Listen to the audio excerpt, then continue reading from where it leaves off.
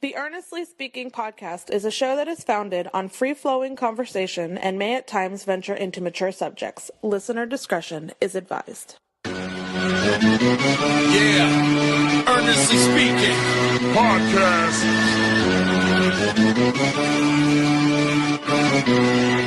Let's get it. I'm a giant in New York, in Miami carry heat. So much more in store, my product can flood the street. Opinion Nation Godfather, CEO. Puff in the late 90s, gon' see me blow. Oh. Got my hustle on, no imitation of that. Army of untouchables, Opinion Nation staff. Never an off season, homie, check the numbers. Heart throb in my own right, supplying southern comfort. Earnestly speaking, my ego is well fed. Earnestly speaking, you're too feeble and no threat. See, I'm like a hurricane, you're a mild breeze. Earnestly speaking, leaving Eli a dynasty. Shake!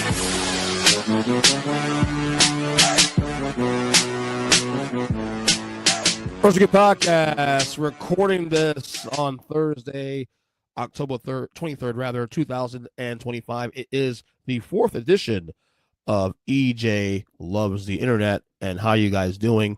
I got to tell you, this show is a labor of love, man. I almost decided not to do a fourth installment of this segment this week.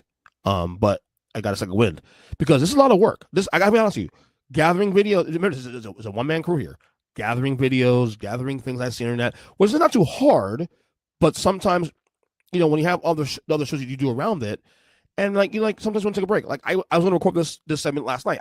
So as you guys know, like a lot of the shows we do are pre-recorded. Some of them like a day or a couple days in advance. Like this comes on Mondays, so we record us like 4 days before.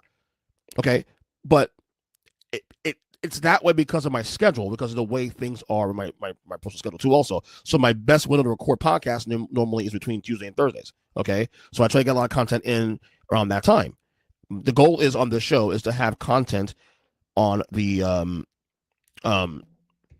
feed at the very least Monday through Friday, and occasionally you'll get stuff on Saturday on the weekends. Sometimes you get double episodes of things on, like this week, for example. On last week, Tuesday you get 2 episodes of the show. So that's the core of the show. That doesn't mean I'm gonna do it every week, though. I mean, there'll be some weeks I may forget this. Like the first time that I did this show, I missed a week, and it's okay, because most of the stuff we do here is evergreen. But I also like to use this as a way to react to videos or things I read on the internet that are a little more time sensitive to react to. I have a couple things here, for example, that are a little time sensitive now, according to where we're at now in sports or whatever it may be. So, but I'm glad I'm doing it now. I'm glad we're getting this in. And like I said, we'll keep doing it until you just can't do it anymore. So, no pressure there, right? No pressure whatsoever. Okay. So, with that, let's go ahead and start with our first video to react to this today on the show. If I get this working properly. All right. Here is the first thing we react to. Let's react to here. Oh, this story is cooking. Sean Payton and Russell Wilson back and forth here. Check this out.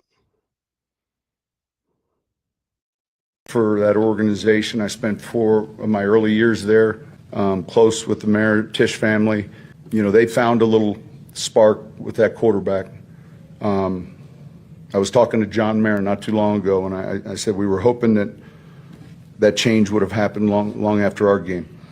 Now, that quote seems kind of like, no big deal, right? Well, if you guys know the history of Sean Payton and Russell Wilson, Russell Wilson was playing Denver for 2 years. Sean Payton coached for 1 year. It was a very volatile, for what we understand, is a very volatile situation. They don't like each other. Russell Wilson, obviously was the starting quarterback for the Giants, and he got benched after week 3 for Jackson Dart. Obviously, that's been a great decision.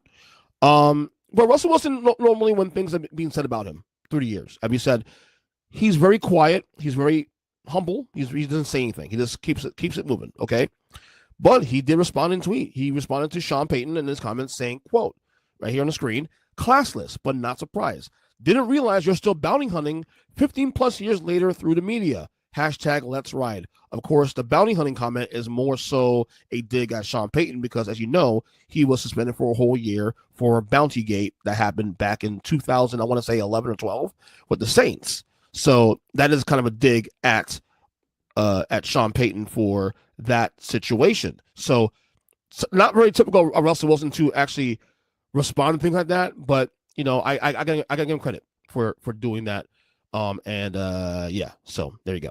All right, here's pick on some more Jets fans here, man. Here is some more New York Jet fan misery. I hate this team. I was born into this, and I'm not gonna ever. I'm always a Jets fan, but like, I hate this team. I have to ask you guys this is a question. It's sports fans. Most people listen to podcasts are probably sports fans. At what point do you say, okay, that's enough? At what point do you say, okay, when is it okay to stop supporting a team? Because I think it's okay. I think it's healthy. Like growing up, I used to think, oh no, you can't do that. You're loyal to your team. But if the team isn't loyal to you, then maybe you should consider other options. Now, having said that, being loyal to you means different things now. If the team isn't trying to build a winner, then I can understand that. Like if you're a Marlins fan, honestly, in baseball, I can understand why you would leave that team. Because it doesn't feel like they're trying to compete. You know what I mean? There's other franchises out there, I can't think of top of my head right now, that don't necessarily put the same vigor into winning. Like the Cowboys, for example, is weird because Jerry Jones does care about winning, but he also cares about making money, and he also cares about being the reason they win. So that's a little complicated thing. I don't know if the Jet fans should bolt, because I don't think Woody Johnson's not trying to win, okay? But I think the problem with Woody Johnson, the owner, is that he does meddle into business. Look, when you get Aaron Rodgers and you get all these quarterbacks for years, you're trying to win, okay?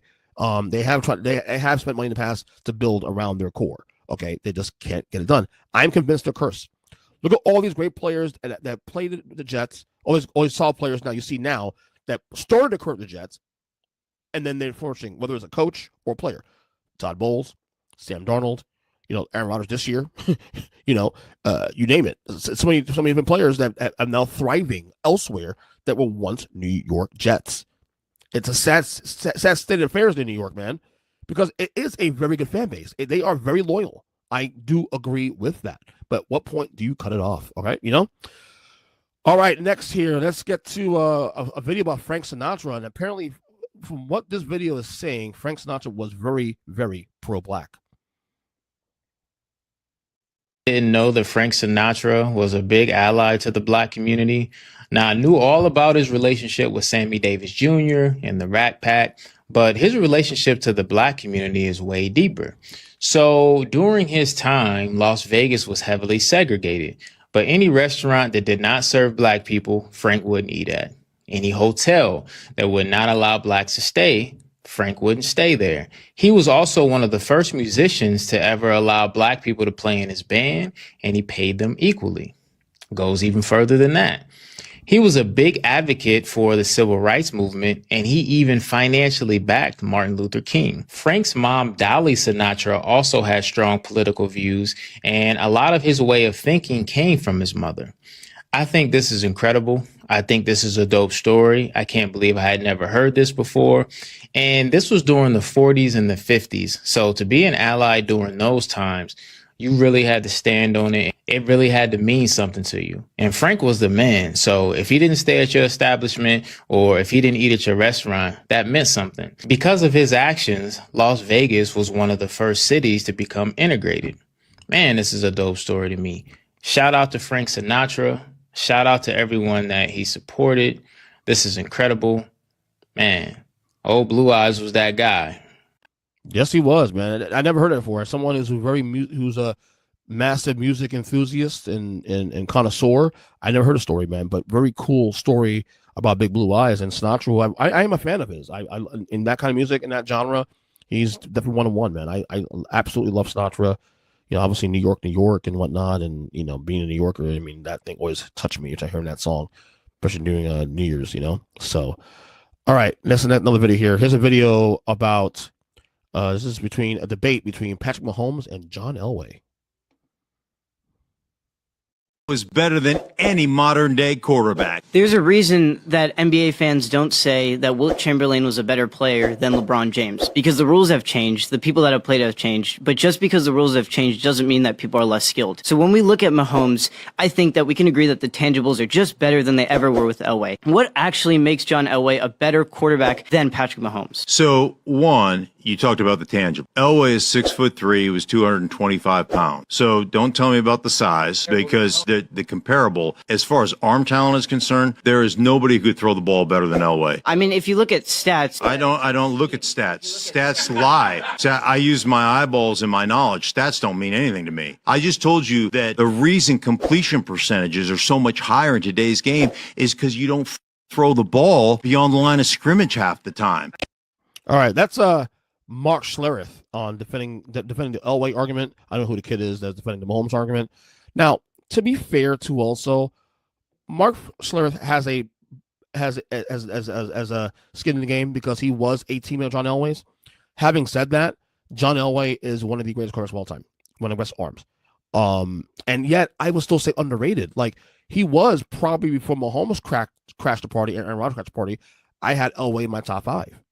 I had, he was in top 5 for me. I mean, the guy went to 3 Super Bowls with some very less than teams before winning the 2 in his last 2 years of his career. Now, I will say Mahomes is better because he's had a larger impact, and I will say, too, also, look, Mahomes is really top 3 in my opinion. He has the rings to also prove that. But this is a generational thing, too, also. I think Elway played this. I think Elway played in this era. He would flourish. Do you know who John Elway is? John Elway is Josh Allen. That's who John Elway is. He's Josh Allen. So I do agree with Schlereth in that he would have flourished in this era no matter what. All right, next video here. Let's see what we got here. All right, how about this one? Stephen A. Smith on LeBron versus Jordan. I think just wondering. You're not Michael Jordan. You're not the GOAT.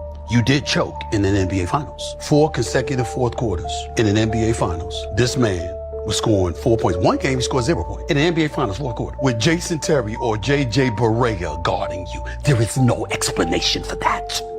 To anybody who knows basketball, that's a choke job. You overcame it. Major props to you. You've elevated yourself from the time that LeBron James won the championship against Oklahoma City. Throughout the rest of his career, you can make a legitimate case of the GOAT argument with him against Jordan. But we get to piggyback off of the previous stuff that happened prior to that. Michael Jordan was averaging 30 10 times in his career. Played all 82 games 9 times. 9 times an all-NBA first-team defensive player. A defensive player of the year. Okay, a 6-time champion. A 6-time NBA Finals MVP, a 5-time MVP of the league, and in your 22nd or 23rd year, you still chasing.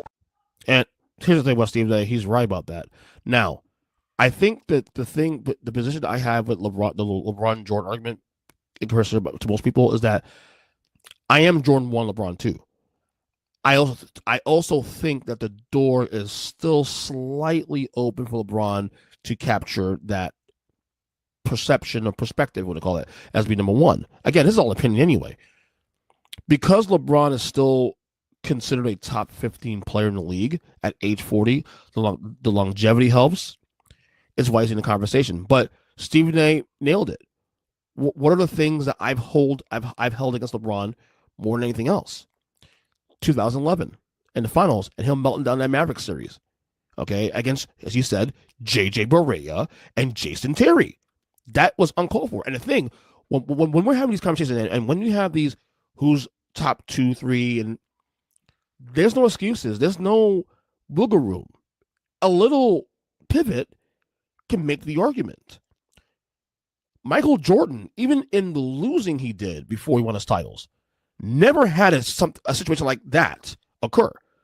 I've always said the reason Jordan to me is different from LeBron is that Jordan, even in the losses, emptied the barrel of his gun. He will still put up 38. He would never melt down. Okay? People forget about, Detroit and owned them. While Jordan also averaged 35 points a fucking game against Detroit, even in those series. He doesn't have the requisite weapons around him to compete. Okay? So that's the difference. And again, there is nothing wrong with number 2 at all. There's nothing wrong with it. So I don't understand that. And all the LeBron fans get all mad about it. Here's the thing: take my, and I'm not gonna get not like an egomaniac here, but take my perspective. I watched both guys in the prime, so if anything, I can speak on this. I didn't rely on YouTube to watch Jordan in those finals. I watched those finals in real time when they were on TV on NBC. Okay, trust me. Same with LeBron as an adult. So I have the perspective to give this opinion. Jordan, height of powers, is greatest of all time. Height of powers. Now, are there things about Jordan that are a little overrated? Yeah, sure. Did he retire twice? That's bothersome. I get that. But at the end of the day, the difference between Michael Jordan and LeBron James is the height of powers, and there was no 2011 on his resume whatsoever.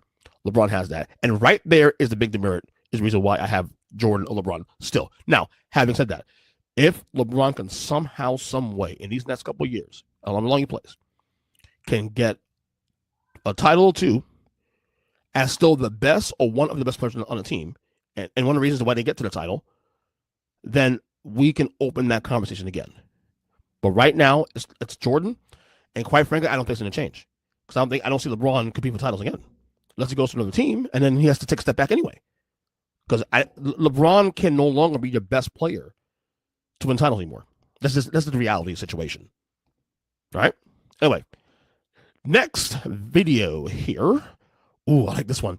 Here is comedian Matt Friend impersonating both Donald Trump and Barack Obama. This is incredible.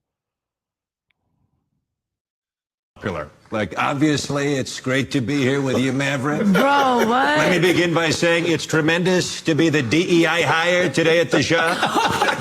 There's only one white, there's 5 blacks, and do we love the blacks? They're great people, right? They are great people. Don't laugh yet, please. Migos is a great. I know Migos actually very well. He's a big friend of mine. I love Migos. I invented the name Migos. It's Greek actually, but I don't know. So I look at, and then I switch. He's a great friend of mine. And then I switch, and then I get Obama, and we make everybody happy. Oh so, my thank Lord. you. Look So you gotta. That transition's insane, and watch the reactions. This is what I say. These those episodes have to be visual. You have to watch these on the YouTube page, because to watch the reaction of these folks here as he transitions smoothly from Trump to Obama is unbelievable. That's the politics. Thank you so much. You guys are like, who the hell is this white guy? Come on now. I mean, this guy's got to do something. So, Migos is great. I mean, you're all great. This is great. I appreciate that. No, so I look at that, and then I look at who are famous actors and who's in the culture right now. That's what I look at. By the way, he does a phenomenal Mitch McConnell. He does a phenomenal Bill Maher. I actually saved a bunch of videos for future episodes for this thing. I'm going to spread them out in different bunches. That's instead of all in one spot. I'm going to spread them out for content. But he's incredible, dude. He probably is the best Trump impersonator. I think him and Godfrey, who I say is the most underrated comedian on the planet, do the best Trump impersonators I've ever seen. All right, next here. Here's a video on Nas as to whether or not he would ever do a Super Bowl halftime show. I was doing a Super Bowl. That's some super rock star shit. Nah, I don't want to do. I don't want to say I don't want to do a Super Bowl, but I don't. Why though? Why would I do that? Just leave it to the professionals. You are the professional of professionals, Nas. What are we talking about? You're Mount Rushmore. Leave it to the pros, man. I'm a pro at what I do, but that thing there, I love it. But I wouldn't do it. No. You can't keep that from the world though. That's real hip hop on one of the biggest. Yes, it's the biggest stage. But I want to watch it. I want to watch the halftime shows, and that's what's been happening lately. So salute to all of them. Oh, wow. I actually agree with him, and furthermore, I love Nas. I think Nas is arguably, in terms of skill, arguably on the Mount Rushmore of hip-hop artists, of rap.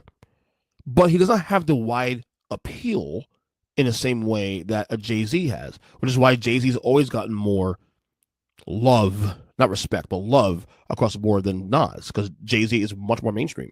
So is Eminem, and so is all the other great rappers of our time. So he wouldn't have the appeal in the same way. Now, I can see Nas doing a cameo. Like, let's say you have I'll give you a big rapper. Let's say Outkast was big enough to do a Super Bowl halftime show, but they bring Nas on the stage. That would fit much better. But Nas is not big enough really for the Super Bowl halftime show, because Super Bowl halftime show is really for the mainstream. It's for mainstream. People who may listen to rap but are more casual. Nas is borderline that. Like, Nas has songs that are mainstream, but maybe a few. But unless you're a hardcore rap fan, hip hop fan, you don't know much of his music. You just don't. You know, I mean, and I'm not saying it's not good. I think it's fantastic. It's just that he doesn't have the appeal the same way. So that's why. And he you know what? At least he's self-aware about that too, also where he stands in the pecking order of mainstream relevance. So, all right. Here's some more Stephen A. I got a couple Stephen A. Smith videos here. Here's Stephen A. Smith talking about gender roles. Bills. My job as a man is to provide and protect. If I pay the bills and I handle my business, what, you think you just get to ignore my needs? You think that's how this works? That's not how this works. Oh, no. You know what I'm saying? And we got to a point years ago where you had folks out here acting like it was a crime for a man to say, you know, I want my woman to cook. I didn't say I want you with an apron behind the stove and not working. I didn't say that I didn't want you to have a career. I didn't say that I didn't want you to make your money. I said I wanted to cook. I want you to cook. It's a difference. Now, you can do all those things. Make sure you slide in, cook. You some wings and some mac and cheese and some broccoli, and leave that bad boy in the microwave for me when I get home. It's not a crime, but you got people trying to make you feel like it's a crime. Hell no. I'm not apologizing for that. I have been blessed and fortunate enough to be very successful. And I am a giver. But I like to get sometimes. And when it comes to food, that's a very, very big deal to me. To other people, that might not be the matter. But it's not a crime for me to want it.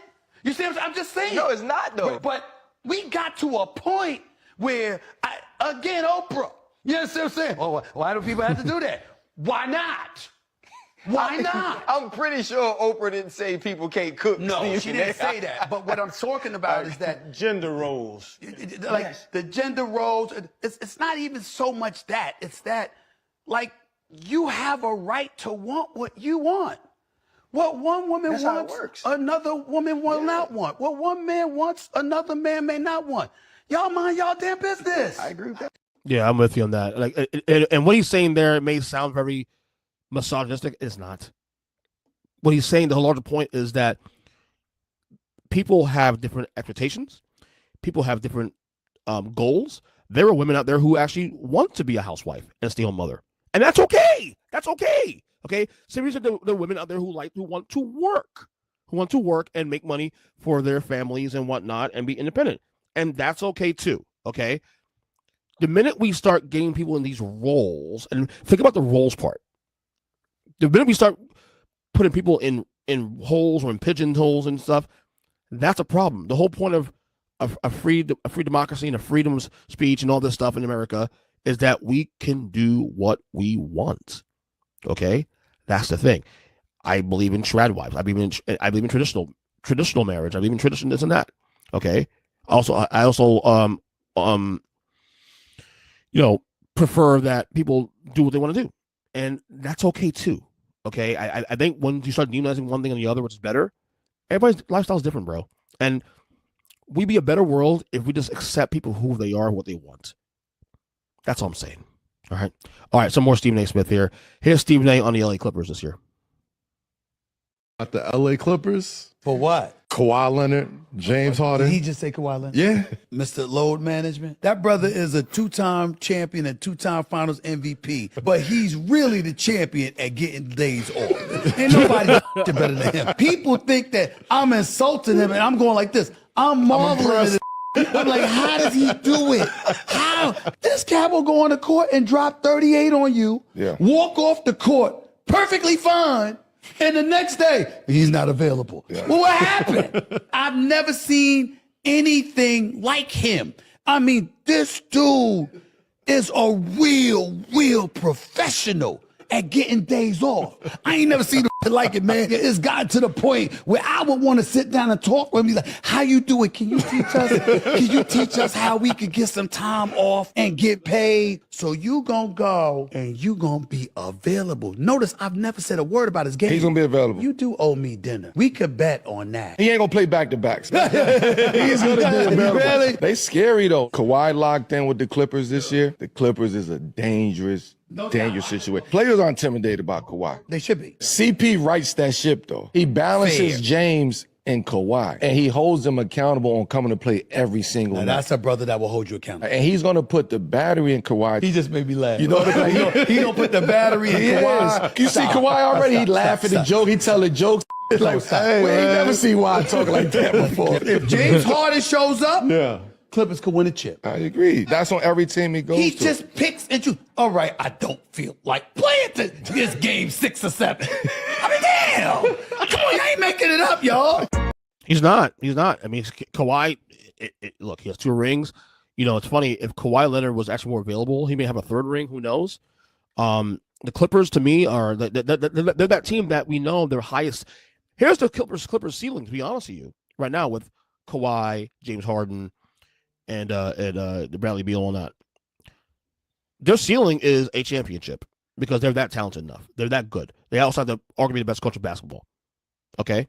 The problem is either he can't stay healthy or someone else can't stay healthy. That was a problem with Paul George. That's a problem even now with not James Harden necessarily, but Bradley Beal. Okay? I don't trust him. That's the problem. I don't trust him. And for the record, what Slim was correct about that, about him not taking time off all the time. It's fucking frustrating. As a fan, if you're a fan of the Clippers, I feel bad for you because I don't know how you can handle with dealing with that situation over and over when you don't know the game he's playing. It's ridiculous. So I'm not saying it's his fault, but he is good at missing games. So anyway, next video here. Giants fans on their least favorite Eagles player of all time. Eagles player of all time. Whoever constructed the franchise, the stadium, and everybody that lives in Philadelphia. Saquon right now. Yeah, Saquon. Yep. Jalen Hurts. Yeah, probably Jalen. I'm not a big fan. Jalen Hurts. I really don't like Hurts. I don't like Hurts. I don't like what he stands for. No. Whoa. I'm a Giants fan. I'm also a massive Jalen Hurts fan. I don't appreciate that shit. What he don't stand for. Dude's a great player. Dude comes in, clocks in, does his job. Don't stand for. Get out of here. Get the hell out of here. Everybody thinks he could be top 5. He's not top 5. He can't throw the ball. Jalen Carter. I would say Deshaun Jackson. Deshaun Jackson. Deshaun Jackson. Yeah, Deshaun Jackson. Deshaun Jackson, for sure. That's mine. Deshaun Jackson. As a Giant fan, Deshaun Jackson is easily the player I hate the most on that team ever. McNabb. Jason Kelsey. Nick Sirianni. Yeah, I hate him. He's arrogant. Boston Scott. Giants killer. Yeah, Nick Sirianni is one of those. The most annoying one for me, who I respect though, is Brian Westbrook. Like I respect Brian Westbrook. He was a great talent, obviously, but yeah, he's a kill us in moments, you know, back in the 2000s and stuff. But yeah, to me, mine is Deshaun Jackson by far. It is by far Deshaun Jackson. That Miracle in the Meadowlands Part 2 from 2009. I still to this day can't get over that.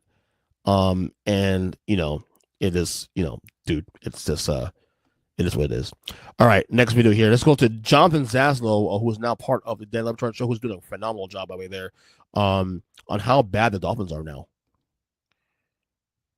Tom Brady's out of the league, and now the Dolphins missed that opportunity, and the Bills are doing what the Patriots did. But on top of that, the Patriots have now actually lapped the Dolphins, where they were able to somehow rebuild and then be better than the Dolphins again. Yeah, Drake, that to me is maybe the most embarrassing part. Drake May has been really, really good. Yeah, that when the Pats and Tom Brady all broke up and the Pats fell apart for a couple of years, that was a sieve. That was the opening. Now, granted, Josh Allen took care of that. They haven't won a Super Bowl yet, but they have dominated the AFC East since then. But the Dolphins had a chance to make some ground, and they made some ground for a little while, and then this year, the last couple of years happened, and then this year, of course, has been nothing but a disaster. So, Zaslow doing a phenomenal job. You know, Stugatz still technically part of that show, but hasn't been on the show in probably months. And he's done like maybe 2-3 episodes of the show in a few months. And But Zaz has done a phenomenal job in his place, honestly. So I don't really miss Stugatz on the show. I take Stugatz's content for his shows he does on his own. So, but yeah, good take there by Zaz as well too. Okay, next video here. Let's see.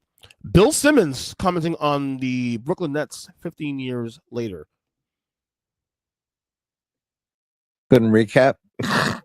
It's a winding tale. 7 coaches and 2 playoff series wins. They went for it, tanked, went for it, tanked. They peaked for 3 weeks in 2021 with Zach's most theoretical great team of all time. The greatest theoretical team of all time. They built the Tatum Brown dynasty in Boston. They have some future picks, and they're the 3rd most popular professional basketball team in New York. You left out so much stuff. I've just given you the highlights. What else do you want to put in there? Well, there's a mascot that they created and then murdered because everybody hated it so much. The Brooklyn Knight, R.I.P. I remember that, man. That was so bad. How many Nets coaches can you name from the 15 years? Let's hear Steve it. Nash, Jordy Fernandez, Jock Vaughn.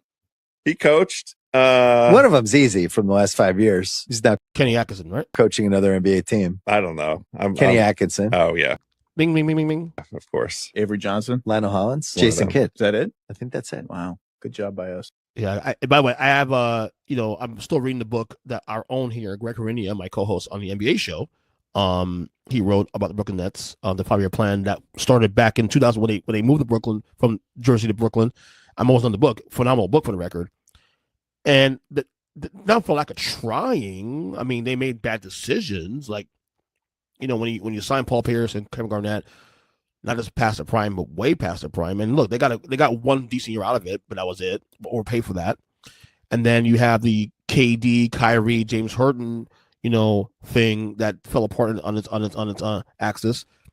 That they've tried, but there is no culture there. This is no culture. There never has been. Like the Knicks, for all the stuff they've gone through the years, there's still a culture-ish there. And now they're figuring it out finally. The Nets, they just exist in New York. And quite frankly, I don't know why they're there. I really don't. I don't know. Anyway, next video here. This is a good one. Cam Newton on Russell Wilson slander. And he's speak on it. A lot about a player from the players who played with that player. When you hear former teammates like Doug Baldwin, Beast Mode, Richard Sherman, I never really have heard of a teammate going to bat for Russell Wilson, ever. Beast Mode, man, he called me from a block number.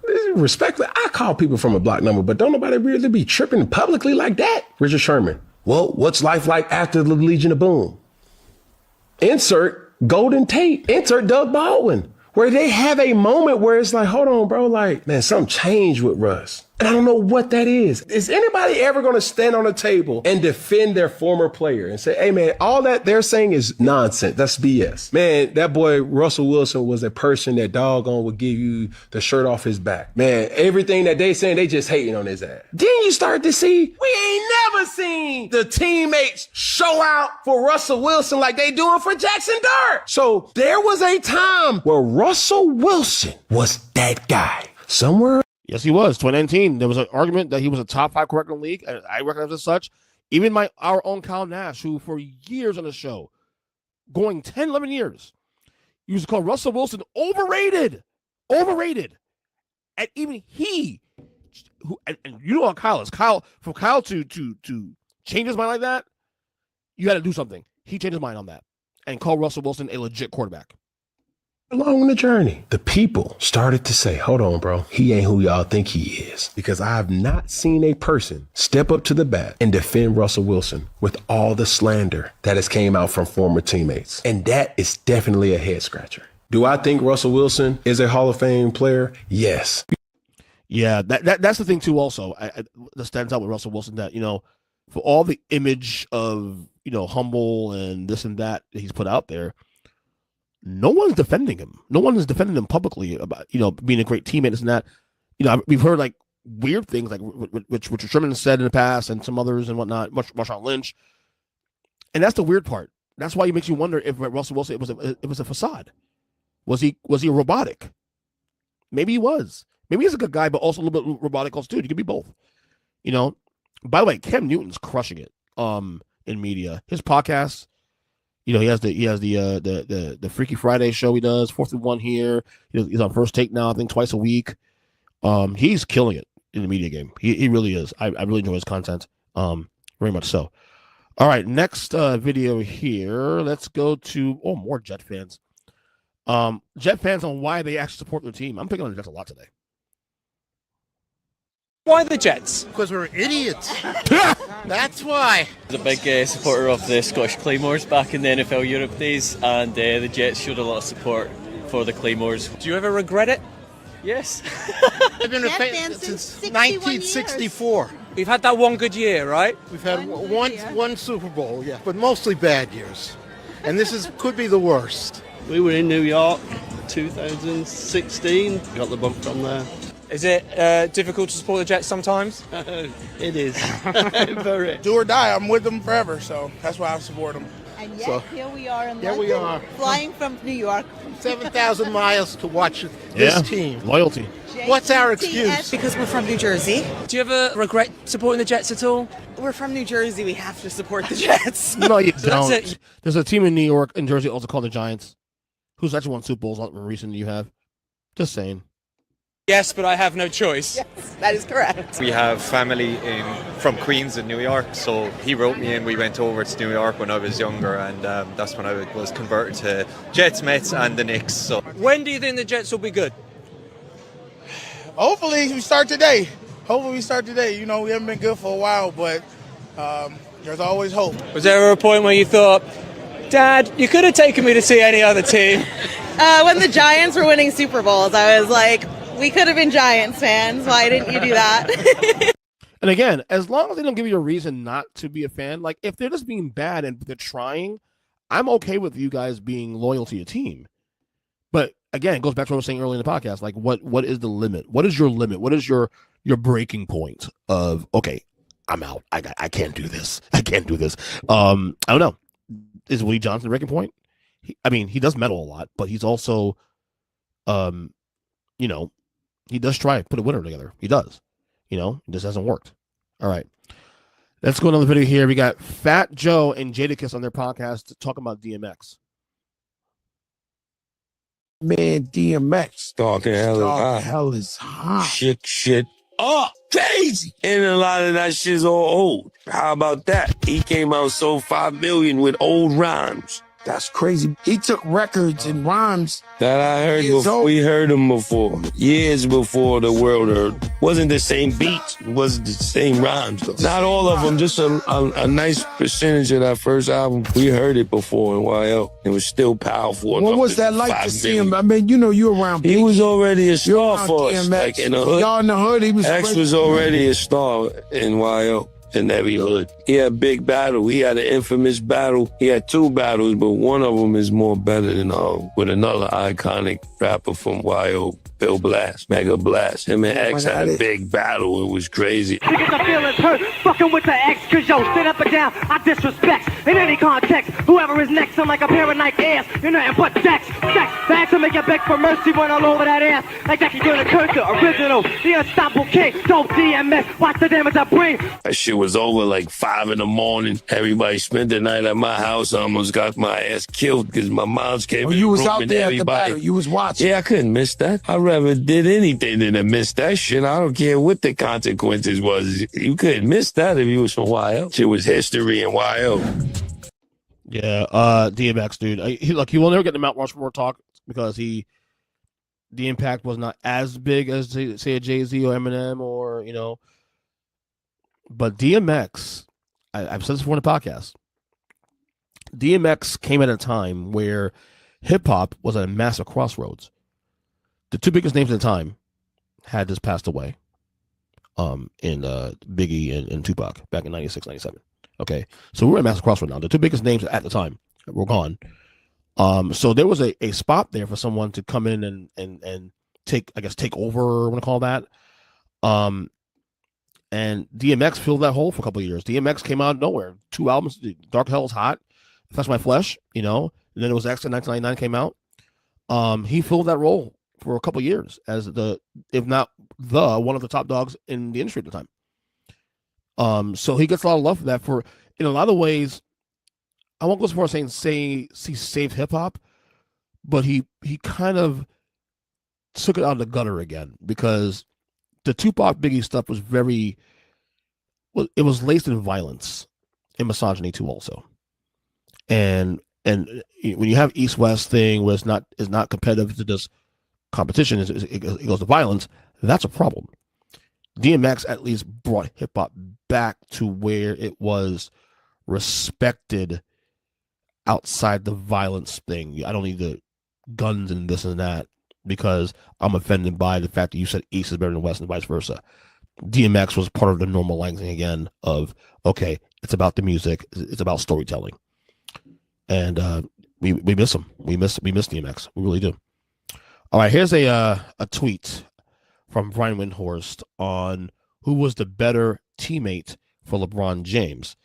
Windhorst says that Kyrie Irving was LeBron's best and most compatible teammate ever.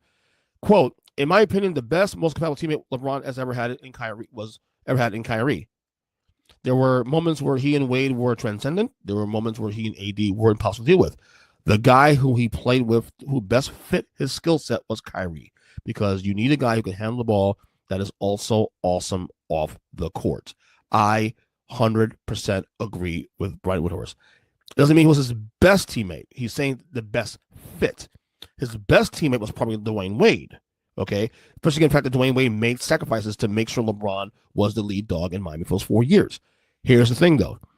In terms of fit, it's easily Kyrie Irving. It's not even close. It really ain't close. And so when certain fan bases or Heat fans might get offended by that, or Lakers fans get offended by that, you shouldn't get offended by that, because that's a fact. LeBron, if you watch Kyrie and LeBron play those 3 years they played in Cleveland, you can't argue that. Dwayne Wade and LeBron James took a little while to fit. It took a little bit of sacrifice here and there. It took a year before it worked. I guess AD, I can argue AD and LeBron's a better fit than Dwayne and LeBron. It worked. That worked in spite of. But to me, I agree with Wendy here. The best fit was, in my opinion, also was Kyrie and LeBron. All right, next video here. You know what? It's a Paul Pierce. Here's Paul Pierce on Club Shay Shay reacting to Ray Allen deciding to go to Miami Heat in 2012. Where he went. You got to understand, we've been battling on LeBron for the last 4 or 5 years. Yeah. So now they're our rival. Yeah. Like not the Heat aren't our rival. It's LeBron. He's our rival. You know what I'm saying? Yeah. So like, dude, we just played them in the playoffs a year ago.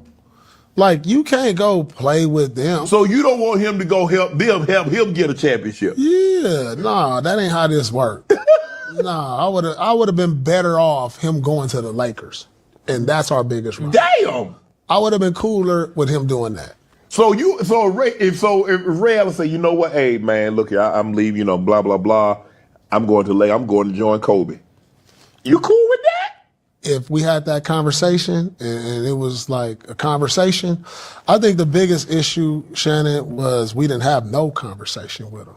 Listen, and I tell this story all the time, we was a brotherhood. When you win and, our wives are friends and our kids are friends, we doing family stuff, Halloween, Thanksgiving. And for you to abruptly leave without a conversation, like, hey, I'm thinking about, doing this. Right. We built something here. Like, is there something, like if there was an issue with contract, maybe there's something I could talk to Danny about or Wick. Like, lean on us first. Like, to us to wake up and hear it. Right. Like, that's the issue I had. Right. And me and him had that conversation. I was like, damn, we couldn't even get a phone call or nothing. Like, is it something we could have done?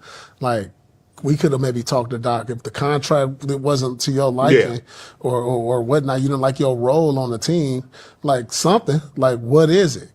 Maybe we can help. But like to just like get up, leave the house, don't tell us where you going, then we see where you at. Right. Mama didn't like that. I couldn't do that. Rumor had it that Ray was looking for homes when he. During the Miami series the year before. Like before. Is that true? No, this was the rumor that Okay. we were playing Miami All in the A playoffs. little too long there, but yeah, okay. So you guys remember that he's speaking about the time that when Ray Allen went to Miami after playing with Boston for was it 3-4 years or 5 years. And look, you guys know I can't stand Paul Pierce. I'm not a Paul Pierce guy whatsoever. However, I can understand his logic and why he felt the way he felt about that. Okay, you built a brotherhood with Boston, and then he bolted to their biggest at the time, their biggest rival in Miami, especially going to that team. I understand that. I can totally get why he'd be feeling a certain type of way about that. Here's I'll take Ray Allen's side too a little bit too also on that. Not because he came to the Miami Heat for me and this and that, no. But also, people forget the Celtics had Ray Allen on the trade block for about a year or so prior to him leaving Miami. So Ray Allen probably felt a kind of way. It's like, y'all don't want me? Then screw y'all. I'll just leave outright. Now, where I go is where I go. But once you make a decision that I don't, it's similar to the Saquon Barkley thing with the Giants. If y'all don't want me, then why should I care about where I go to offend you? You know what I'm saying? So this is where I get Paul Pierce what he's saying, but I'm looking from the perspective of Ray Allen feeling disrespected by the Celtics by even putting him on the trade block. People forget that. He was literally on the trade block a bunch of times in 2011 and in 2012. So, again, I don't blame him for feeling a certain kind of way because of that. So, that's just that, I know him and I know they patched things up since then. KG, I remember him and KG and things were kind of rough for a couple of years with that, and now things are a little bit better now. So good to see that. Look, at the end of the day, look, you guys want to champion together, man. You're never gonna forget that, and just kind of get over it. You know what I mean? All right, let's get to another video here. Another LeBron MJ perspective. This time from Aries Spears, the comedian Aries Spears. Said I would never in a million years call Magic to want to play with him. I want to play against him. He's my barometer in terms of how great am I if I can compete against another great player and dominate. Bird said I would never call Magic. Magic would never call me. So that's why I keep saying LeBron is the most overrated shit ever. Michael Jordan, Bird, Magic, their GOAT means greatest of all time. LeBron's GOAT. It stands for go on another team. That's the difference. LeBron single-handedly ruined the NBA. He turned a league built on rivalry into a damn Avengers movie. Every superstar teaming up instead of going at each other's necks. Those three, Mike, Bird, Magic, they made the NBA shine across the world. LeBron, he turned it into trash with his own hands. He made it cool to run from the fight. And that's why this new generation think loyalty don't matter. Everybody want to build super teams. Everybody want to take shortcuts. Jordan built the NBA culture. Magic and Bird gave it a soul. LeBron, he sold it. I see some of his points there too also when it comes to the era we're in now and players taking shortcuts and all that stuff. But I think it's being a little unfair too also because here's the difference too also. Here's the first thing about, I don't want to talk about Bird, Jordan, and Magic, and because free agency never existed back then. There was no free agency back then. That's why. You're using today's logic versus things that were not even in place back in the 80s. Okay? Star players are drafted and they stayed a lot of times unless they're traded. Okay? And let's stop. Because there was a time where Kobe Bryant asked to be traded twice from the Lakers. The Lakers, the marquee franchise of the NBA. Now look, I am not absolving LeBron for the things that he has influenced. Some of it I say negative, like player empowerment. I think player empowerment has gone a bit of overreach now to where it's players who are now not self-aware of resting and all this stuff.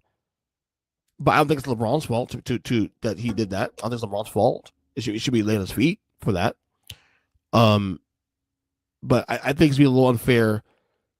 The fact that Bird and Magic play on marquee franchises, the Bulls became a marquee franchise.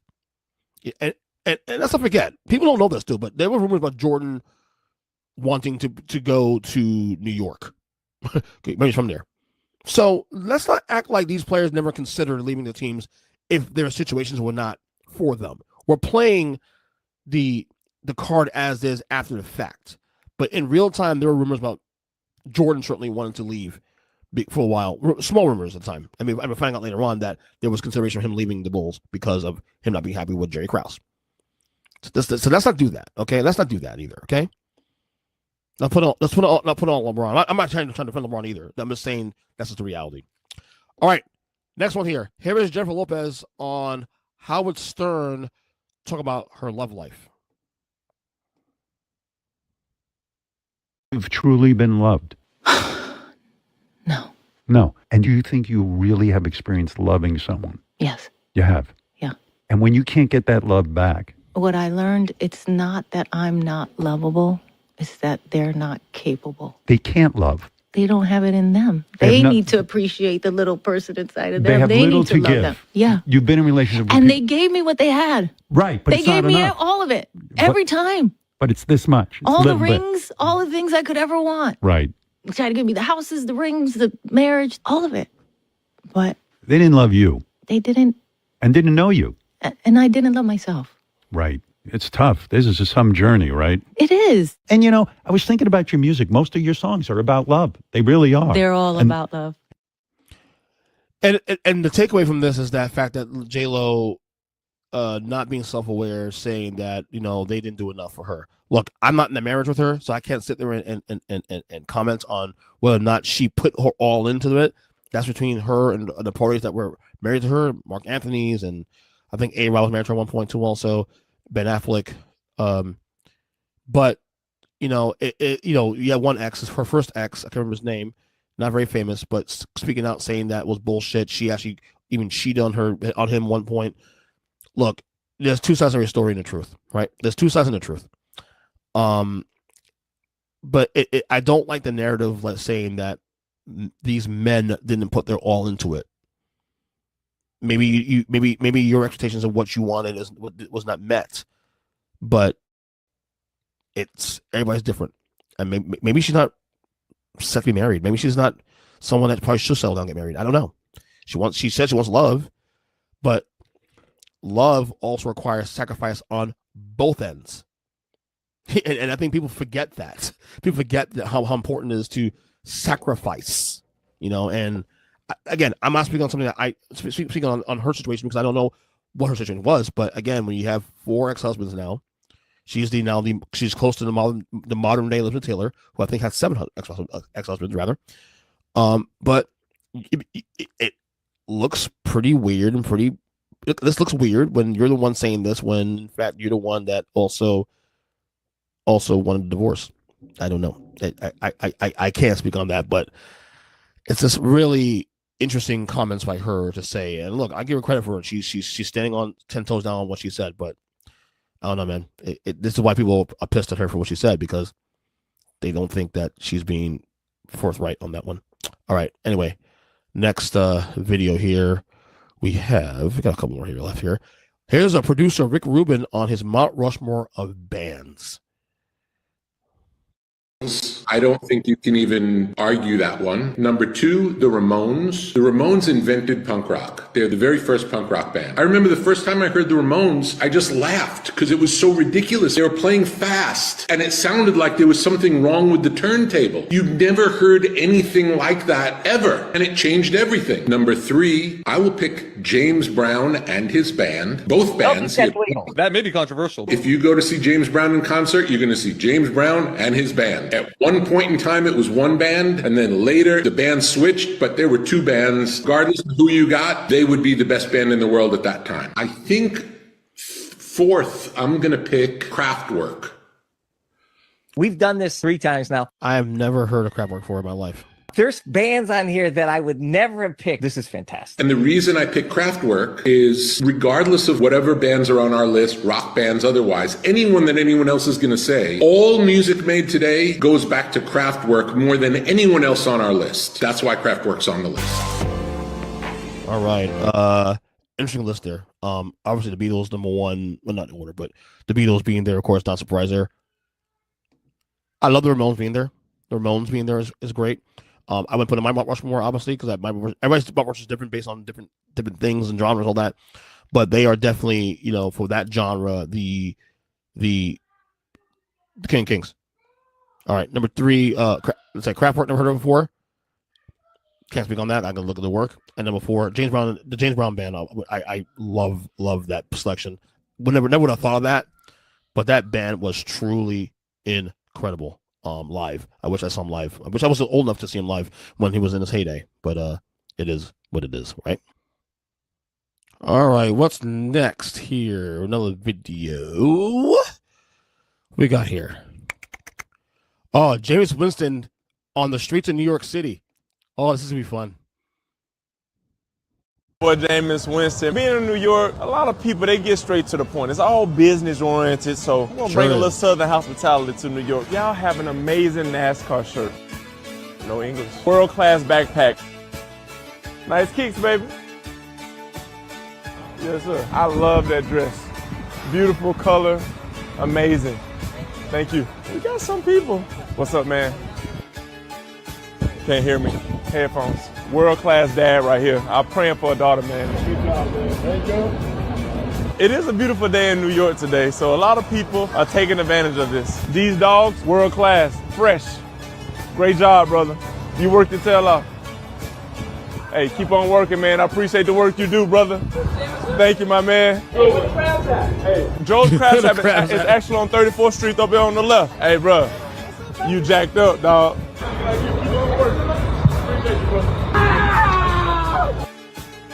Fans, you gotta love them. Oh man! Again, this dude's Q rating now is much different than it was a couple years ago, man. And I love to see it. Florida State's own Jameis Winston. Love to see it, man. He's really turned his career around, his life around too, especially. He's not starting back in the league anymore, but he's still pretty relevant, man. And I tell you, whatever he does in media after his playing days are over, I think he'll have a place for that. I really believe he'll have a place in that. So, all right. Wow, we got a lot more videos to go through here. I'm not gonna get through all this today, but we'll see. Let's see anything else here that's actually more screw it. No, that's not it. That's not it. I have some Alex Trebek behind the scenes, actually. Watching Jeopardy 24 hours a day and call this number. You dumb son of a bitch. You don't watch it 24 hours a day. There's a daily cash prize of $1,000 and fuck no shit. Call now and play Phone Jeopardy. She drank the poison that Captain Hook intended for Peter Pan. Tinkerbell! That was great. Fuck 'em. I need that. Dude, I need that sound effect, the fuck 'em sound effect for the show. I really do. So good. Rest in peace, Respect. Truly one of the greatest game show hosts in the history of game show hosts, obviously. All right. His Rodney Jerkins, producer on the making of Telephone with Beyonce and Lady Gaga. This is interesting.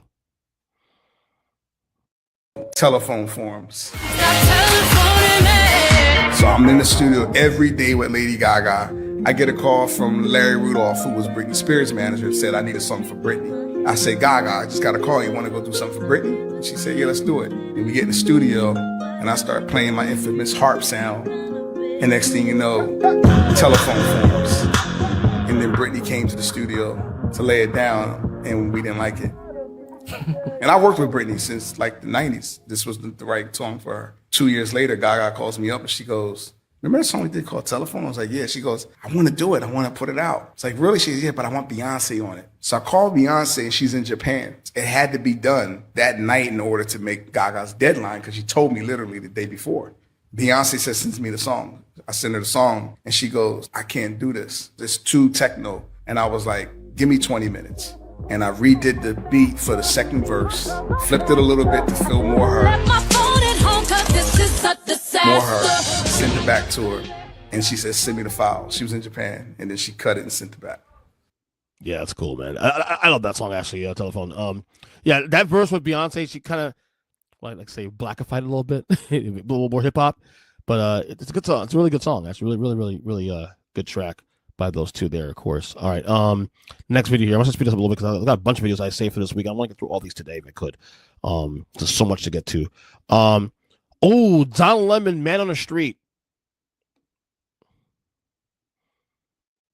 Lemon. You're a fucking moron, dude. Thank you. So are you. Except you've never heard anything I've had to say, and I've heard a whole bunch of what you. I'm glad you watch me. No, I don't. You said you don't watch me, but yet you know who I am. CNN and MSNBC were full of shit. Every once in a while, I'd see What do you watch? talking.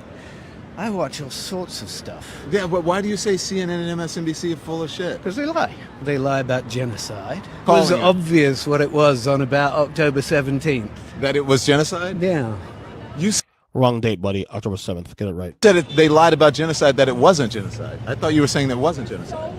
No. They lied that it was. Yeah, they lied that it wasn't. That's Court why I has said said- you're a moron to begin with. Why would you call me a moron? Because you are a right-wing because you're crazy. big and think that you're something, man. I'm supposed to not think that I'm I think this fucking guy's drunk, honestly. He's making no sense whatsoever. anything. What are you talking You're about? welcome to think that you're something, but And what do you think you are? Oh, I'm just me. But why? I'm probably drunk. Why would you insult? Why would you insult people like that? It's not an I wouldn't insult. dare ever walk up to someone on the street and call them an idiot. Not unless I had like a terrible self-respect and I wanted to like lash out at someone because I felt bad about myself or that I didn't accomplish enough. I would never walk up to someone and belittle them unless there was something that's wrong with me that I need some therapy about. Because you didn't accomplish much with your life, it doesn't mean that you have to insult me. You said, I know you, and I said, I'm down, and you said, yes, you're a moron. I You did get clipped say all that. the time, and I don't watch you. But that doesn't make sense because you say I get clipped all the time, so you must watch me. So you're not making any sense. Is that not making any sense? No, because then you wouldn't know who I am if you didn't watch me. Yeah, He's like tongue-tied. Like, what? you know. Know what? Yeah, you know who I am. Yeah. And you watch the clips. Yeah. And in order to know their nonsense, it means you would have to watch them. Okay, so what? Okay, but you're strip this dude down. Oh saying my you God. don't. You have an issue that you have to insult other people in order to feel better about yourself. Hold on. All you know about me is what you see, a clip of me that somebody else put up or that I put up. And so you don't really watch. If you don't really watch me, you don't know me. Don, Anyway, nice to meet you. go find a library. Dude, He's drunk? Yeah, yeah. Yeah, he had to be drunk, bro. He made no fucking sense, dude. Bro, no, he made no sense whatsoever. He had to have been drunk, seriously. And here's the thing, too. I'm not even a Don Lemon fan. I told you guys years ago, before we got fired on CNN, didn't care for Don Lemon. He played race car too much. But I got to tell you, though, and maybe because it's no longer behind the veil of mainstream media and mainstream news, Don Lemon now doing his own thing on his own dime, independent media, I kind of like. You know why? He's way more authentic. I may not agree with a lot of things he says sometimes, and the way he says things, but I would prefer authenticity over just being a guy fitting in the machine. And I will take this Don Lemon right now, I see, over the Lemon that I saw on CNN of all those years. I'll give you that much. All right, here's a Macho Man Randy. You talk about the AI stuff here. Here's Randy Savage's AI. Yeah, neighbor. It's a beautiful day in the neighborhood, dig it? Let me slip into something a little more comfortable for walking and talking. Sneakers laced, heart open. Thanks for stopping by my place. Welcome, bro. Macho Man as a Mr. Rogers. I don't like that sweater. It makes me really mad. Yeah, that thing's got no color, no tassels. Where are the tassels? No. A neighborhood like this deserves some flash and fringe, not that beige bedtime. The faucet is leaking again. Do you know a plumber? I know a cop, a prisoner, a repo man, a mountie, a zombie, a giant, a Hulk. No plumber. I do know. Who is this train supposed to be for, huh? Who is small enough to ride this train? I don't see anybody on that train, Rogers. Oh my! These videos are insane. There will be some point. Well, I think I saw the Martin Luther King estate already put a complaint to get these videos stopped, and I figure a lot of other dead celebrity estates will probably do the same. But while we have it right now, look, I'm trying not to enjoy this stuff. I sent my wife a video of MLK and in videos in different situations like him in WWE and this and that. She's like, stop, don't do it. And I get it, but God, it is so funny. They are so freaking funny. I can't help it. You know, look, here's the reality. AI is part of our lives now. We just have to be able to be able to deal with it as we have it here. All right, Here is CBS writer Pete Prisco on the New York Giants and their future, despite the loss, the heartbreaking loss to Denver last week. Thrilled by what they're seeing from him. Thrilled. They have their guy. And that's when you come out of a game like that, you go to Denver and you're on the road against arguably one of the best defenses in the league as a rookie on the road in that environment. Don't worry about it, Giants. You lost the game, but you have your quarterback. And that's my attitude. People didn't understand when I was saying that after the game. Like, yeah, I'm mad that we lost. I'm still pissed about that. But bigger picture, and I've been saying for weeks now, the priority here for the Giants, as I said, is not wins and losses. Yes, we would like to see them wins along the way, but the priority is development. They have the quarterback. Jackson Dart is the quarterback going forward. And now you can build around that going forward. Okay. I'm telling Giant fans now for this year, enjoy the ride, enjoy the process here, because the next year there will be real expectations for this team to make the playoffs. Okay. They'll be able to build around him now. Especially when you nail the quarterback the first year. You nail the quarterback the first year, you're able to take chances on bigger salary players to win a Super Bowl. Dart's the guy. I'm already sold. This dude is built different. He has the moxie. Now he's got to stay healthy. Obviously, he's got to stop. He's got to continue sliding. No more than just trying to get contact. You're not scatterboo. Stop. Okay. Speaking of the Giants, here's a New York Giants fan crashing out after that said loss to Denver last week. What the bro? Oh. You never get the break.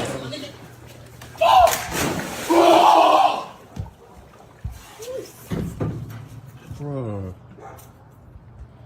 Like, I get being mad over sports and stuff, but I can never get that far. These videos are, I think, are fake, first off.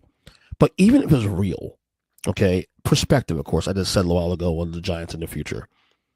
You're getting mad over a 2-5 team blowing a lead. This team was never going to the playoffs, even if they won the game. Okay?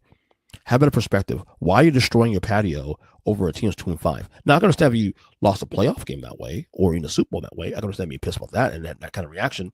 It would still be a little bit nuts because I don't think any sports team should be able to control your mood like that. This is not mature. But at the same time, perspective. You're 2-5. We're 2-5. Relax. It's okay. Think bigger picture. Okay? All right. Next video here. Another AI video of Michael Jackson stealing a truck. Oh, no. I apologize. It's not an AI video. This is Charlamagne the God, Breakfast Club. Talk about a guy named Michael Jackson who stole a truck, and he starts a nice little thing here. Reaction to this.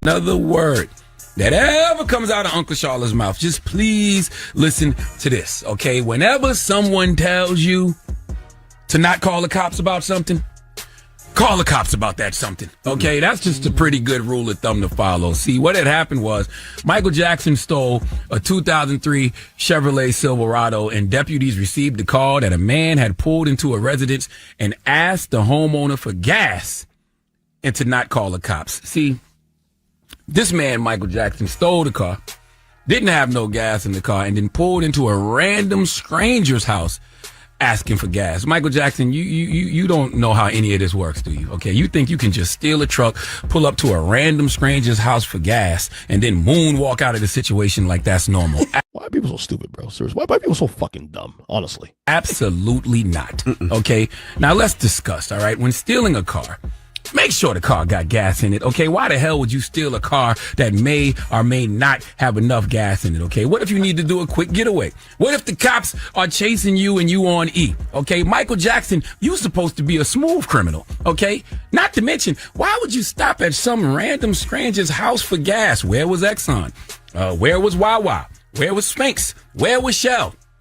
The Michael Jackson I know said don't stop till you get enough. You had to stop because you needed gas. Y'all are not the same. Okay, see, I love people who plan all the way to the end, all right? That's Law 29 and the 48 Laws of Power. Make detailed plans with a clear ending. Think far ahead. Take into account all possible developments. Plan all the way to the end. And don't be swayed by wishful thinking. Then pursue your plans and don't be tempted from your path. See, this Michael Jackson didn't do that. And when you want to be starting something, you have to know how that's starting going in, because the only thing this Michael Jackson got started was a police report. Okay. Okay. I'll stop this. This was a little too long, I thought. But he's like taking like clips of like lyrics of Michael Jackson's songs actually and making it to a bit here. Yeah, so silly though, so silly. All right, next video here. That's a little too long actually. I like to keep this video like no more than a minute or two. I like to keep this video. Some of these videos go a little more than that, which is fine. All right, here's Charles Barkley on politics today. Yeah, today. Man, I think most white people and black people are great people. I really believe that in my heart. But I think our system is set up where our politicians, whether they're Republicans or Democrats, are designed to make us not like each other so they can keep their grasp of money and power.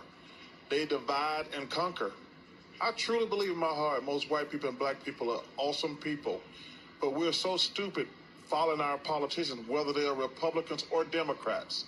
And their only job is, hey, let's make these people not like each other. We don't live in their neighborhoods. We all got money. Let's make the whites and blacks not like each other. Let's make rich people and poor people not like each other. Let's scramble the middle class. I truly believe that in my heart. Yep. Speaking my language, brother. Charles Barkley, it's a rigged system, bro. We're rigged by the algorithm. We're rigged by these two parties, the two-party system, either or. And if we speak out one way, then we're this way and this and that. And you guys know me. I have a mishmash of political views, and you guys already know. I don't have the best point about it right now, but you guys know what I'm talking about. And it's just a shame that we as people, as country, can't come to a understanding. And unfortunately, it comes down to what team you are. And I'm sorry, I'm not the team. The only team I care about is my kids. It's the only team I care about. All right. Here's the AI video here that I was referring to a while ago about the MLK video that my wife told me not to censor ever again. She was very offended by that. But here's the MLK funny AI videos compilation here. A dream to be dripping all BBS diamonds. Now I'm flexing on Malcolm and I'm shining. 500K on the wrist, 60K in my mouth. I brush with Windex, gang. I get people get offended by this stuff, man, but it's funny. It's funny. I'm trying to see what that thing looked like from the back. Quit playing with a player.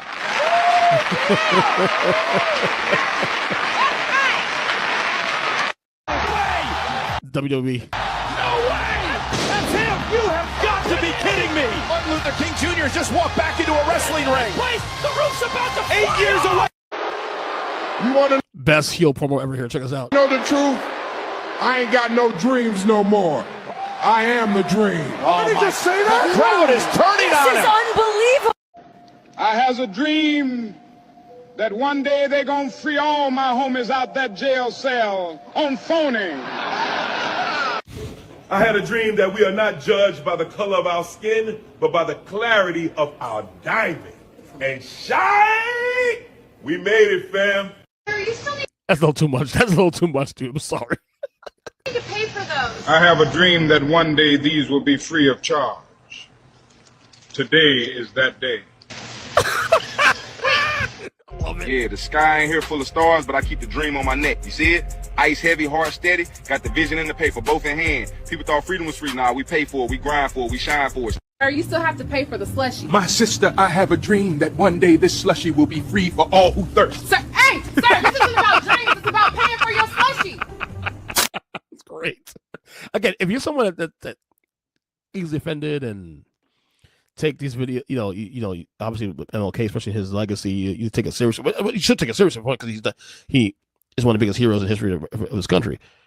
I can understand being offended, but I think what it is, it's AI. We're in a different world now. It just is what it is, man. I'm sorry. I find it funny. The WWE heel promo, for example, too. It's funny. But yeah, I'm not easy for a lot of things. Though. I try to be open-minded about a lot of things. All right, a couple more videos here. We get out of here. Stephen A. Smith, another one on LeBron not going after white people or white journalists or whatever. Found a way to win anyway. So this is what I've done. And so, what you see is a different culture. And that's a conversation we never get into it really about in professional sports, but primarily the NBA, where you got cats and they go at NBA players and stuff like that. Like, you know, you bring up LeBron. You ever see LeBron go at a white boy? It's called what it is. You ever see him do that? You saw him come at me. Closest you ever came to seeing him do something like that was when he called out Brian Windhorst. What you calling out Brian Windhorst for? The man covered you since junior high school and has praised you repeatedly. And you use the Pat McAfee situation to go at him. You understand? And that's the only time you ever seen LeBron James, you know, really go at somebody white. Yeah, I guess there's something to that, but you know, I think he's feeling some kind of way about that, honestly. I think Steve A is still feeling kind of way about LeBron approaching him last year during that Laker game, talking shit about him, something what he said about Bronny and all that. I get all that, man. It feels like it's a misunderstanding too. I feel like Stephen A's criticism for the most part on LeBron has been very above board. So I can't say it was wrong, but I don't know, man. This feud is just silly, in my opinion. All right, here's NBA great Ralph Sampson ranking Michael Jordan, Kobe Bryant, and LeBron James. In your opinion, MJ, LeBron, Kobe? Because I played against MJ in college and pro. I mean, he's the number one. But what I like about MJ was he was a student of the game. He built a mindset that no one has ever done, pretty much, right? And he wanted to win. He was put in a situation in the league against the bad boys, and where he's trying to kill him, against Boston when he's trying to kill him, and you see the one against Monte where he's doing his dance on Bird and whatever, and he's fading. Even then, they almost scored 60 points. You talking about mindset, he's got the best one. If he didn't have the mindset, the game would be he wouldn't be the killer he was. Right. And Kobe followed that. And I rank them in order because of their career, right? And LeBron would be next. And everybody says LeBron doesn't have the same mindset. Well, he didn't have to because he's stronger than anybody else. And he can play for another 5 years. I hope he goes back to Cleveland and win a championship there. The only thing I disagree with, of course, is the Kobe LeBron part.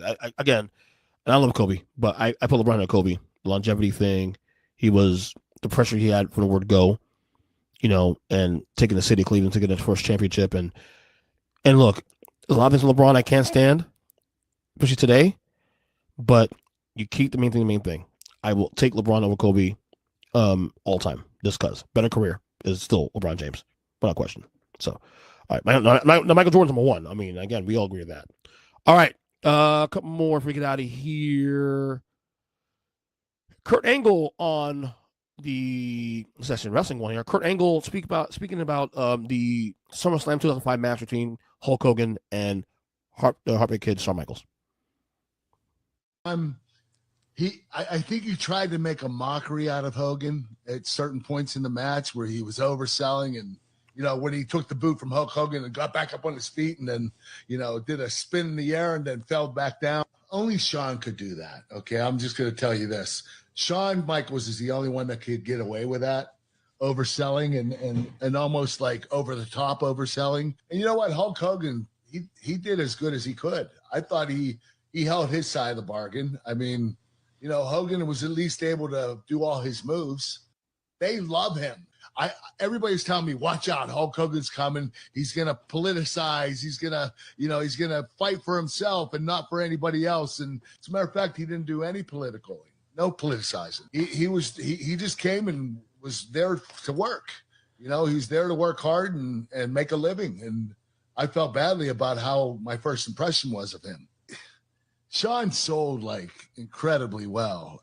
A lot of comedy, but you know what? With Shawn, it works. He actually made Hulk Hogan look incredibly good. So I don't see anything wrong with that at all. All right. That's once again, Kurt Angle on Hogan. And that whole thing is fascinating too, also. That whole match, and we know the history of that. Hogan was apparently politicking behind the scenes, and he wanted more creative control of that angle and all that. And they did the match in SummerSlam 2005, which actually was not a bad match. But again, Angle spoke about the overselling and stuff that could have been much better. But they never wrestled again after that, and for a reason. And it had a lot to do with the Hogan stuff, with him politicking and Shawn not wanting to. I remember this is also Shawn Michaels, finding Jesus and finding God and much more not on pills and much more focus.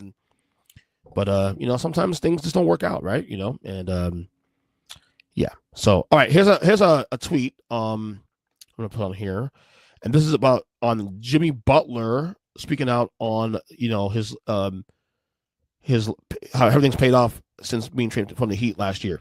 Basically said, quote, all that noise, all that chaos paid off in a major way. I'm lucky to be part of this phenomenal organization. Everywhere starts off great, but then someone has to be the bad guy, and it gets to be me. I'm always the one doing something unbearable, and all of a sudden, but that's okay. I got to play in this wonderful league with amazing teammates, but being here, they've only got one goal: to keep hanging those things on the wall. Ain't no hidden agenda.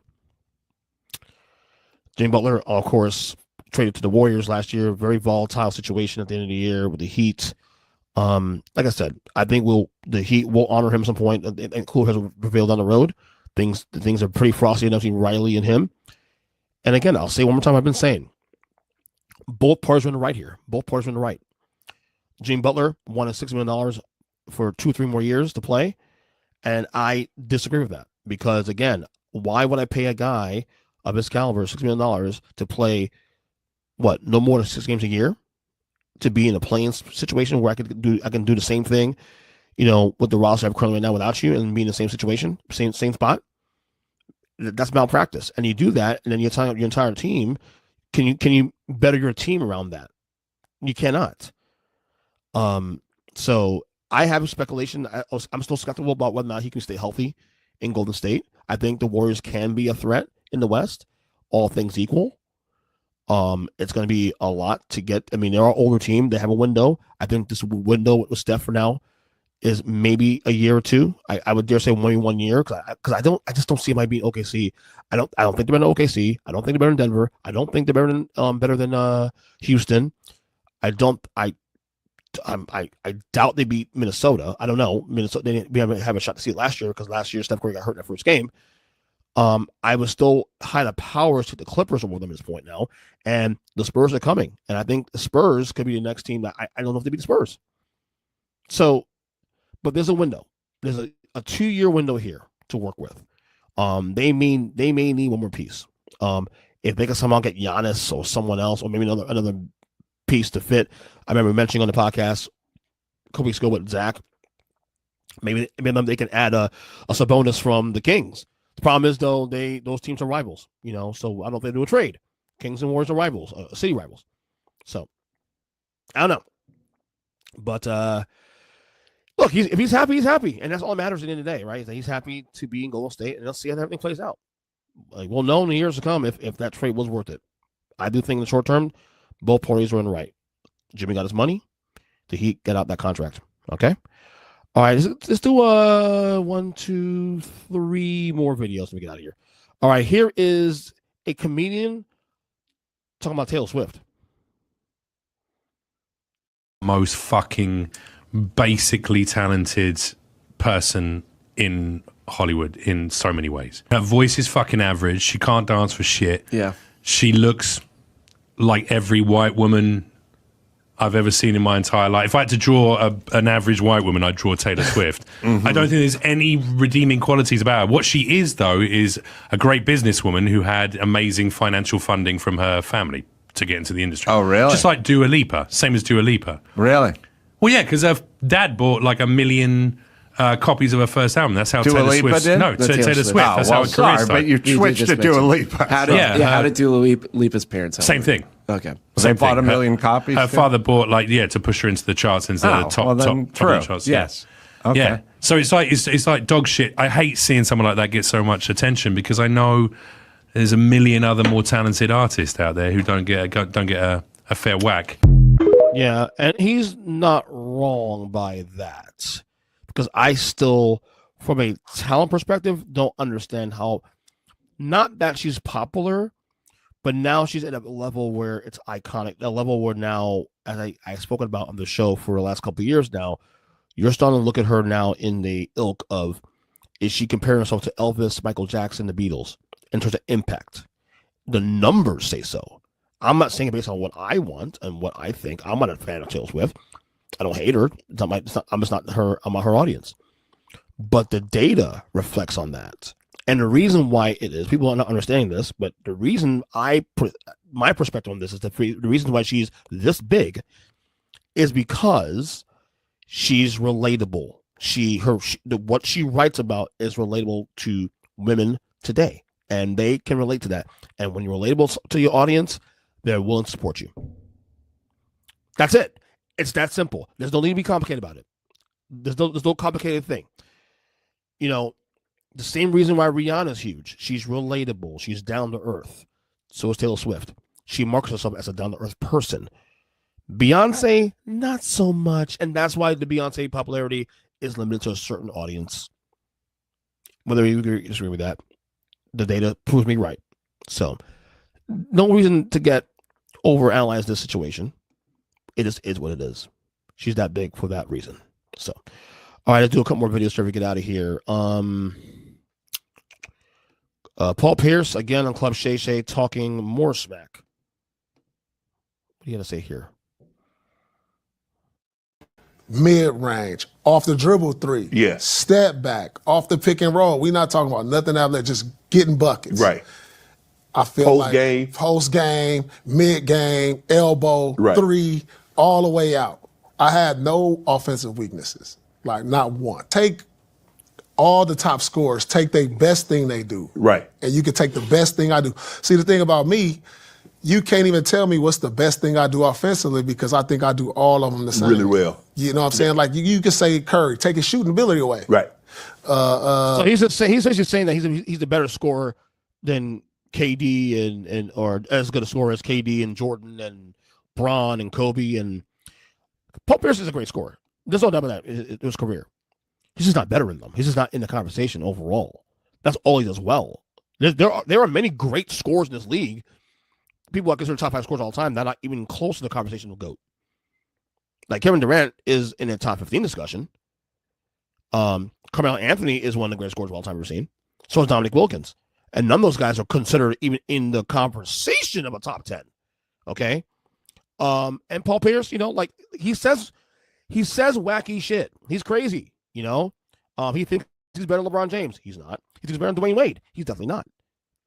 That's his thing. But I will say, there's a market for this in the media, and he has found that market, and good or bad, he's very polarizing, and he's a newsmaker.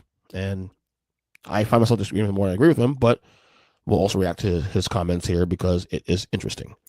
All right, let's get this. Do a couple more videos. Get out of here. Here is comedian Corey Holcomb calling out Ray Lewis.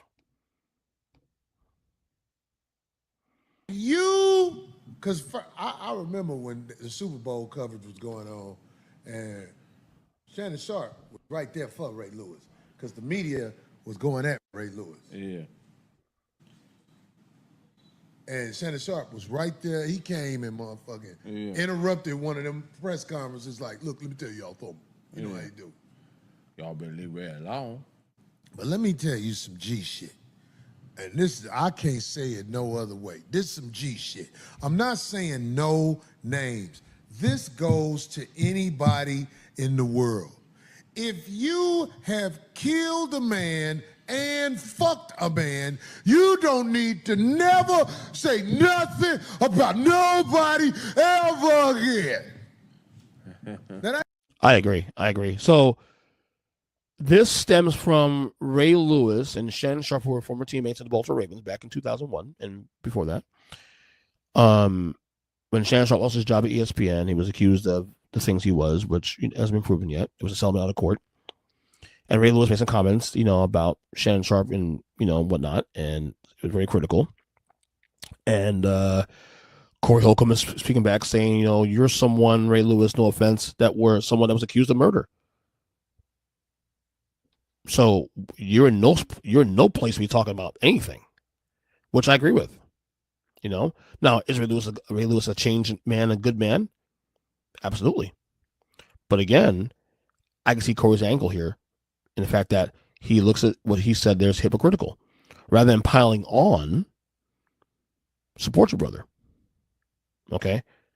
Especially when these things haven't been proven yet. You were in the spot in a worse situation than Shannon Sharp, and yet you get benefit of the doubt, and yet and Shannon Sharp supported you. So why are you now doing this to him? That's his angle, and I actually tend to agree with what he said there. All right. One more, I think, here. One more video, maybe two more. We'll see. Let's see. Oh, here's Kamala Harris. Let's do three more videos to get out here. Kamala Harris calling out Palestine protesters at her one of her book rallies.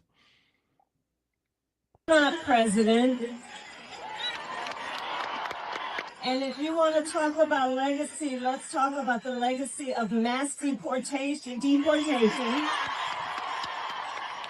people not voting and Donald Trump. You know, again, this angry Kamala, I like it. I wish I saw more of that on the campaign trail. You know, more authentic. You know, I have the book. I haven't started yet. I actually may start the book tonight. Actually, to be honest with you.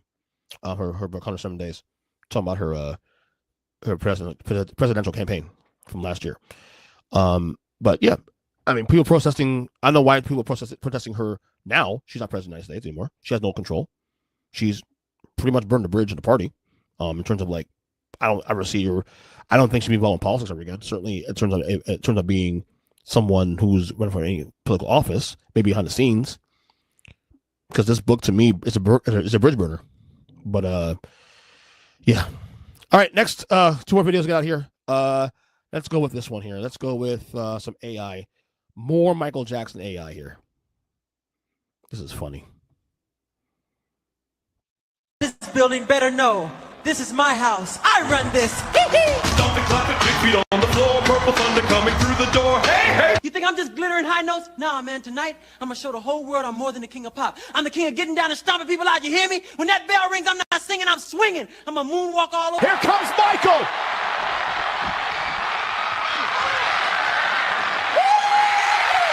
The crowd is losing it! You see, when I step into this ring, it's like stepping onto a stage.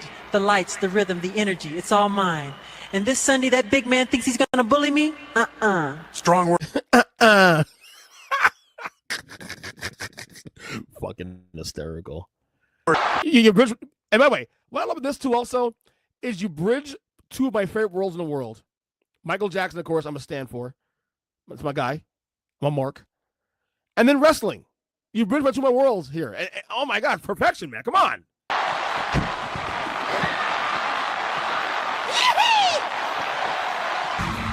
The hee-hee's a little corny, though. I will say that's a little corny. Michael Jackson sprinting down the ramp, slides under the bottom rope, pops up, running clothesline, down goes the big man. Listen to this place. The crowd's losing their... Here comes Michael Jackson. Slides under the rope. Bam! Running clothesline. This ain't no dance tonight. This is war. And this Sunday, inside that ring, I'm gonna open up a can of whoop ass. They really nailed his voice, dude. They nailed his voice. Hey, what a clothesline! The king of pop just leveled him. Oh! The he can go. That's the only corny part about this whole thing. Again, these AI videos, man. I don't want to like it, man. But God, so good, so good. All right, last video for the day. Another long one. I try to do these shows like close to an hour, but an hour and a half again for the second time in a row. But there's so much things I'm seeing on the internet every single week that I want to share with you guys. Here is Michael Irvin crashing out. What the fuck you talking about? But keep my name out your mouth when you don't know what you're talking about. Keep my name and my image. Don't try to shit on my work when I won championships on every level. On every level. When they can knock niggas out. I call passes in the midst of pain. Y'all don't do that. Y'all ain't never had to do that. So shut the hell up. Motherfuckers. Trying to shit on my career, on what I have done. You or none of these fucks could play and do the things I did, so shut the hell up. Sick of this shit. I take it, I listen. What about talking about where you caught more Pat? I don't give a damn. I don't give a damn about none of that. I won championships. That means I went in and made plays where pain lived. Y'all Yep. He nailed it. This is a response to a video. Some podcaster, random podcaster, not even famous either, talk about comparing eras of receivers and could Michael Irvin thrive in this era and could receivers thrive in that era. And he made some comments saying that basically that Irvin wouldn't thrive as much. The receivers today would thrive in that era and vice versa. And he took offense to that. And Michael Irvin was correct. In that era where, there wasn't no favorability to the offense. The rules favor the offense now in the NFL and in football as a whole. Okay, back then it didn't. You could argue back then it favored the defense, but it also that isn't the most watchable product of the bunch. So the rules have changed through the years to favor the offense.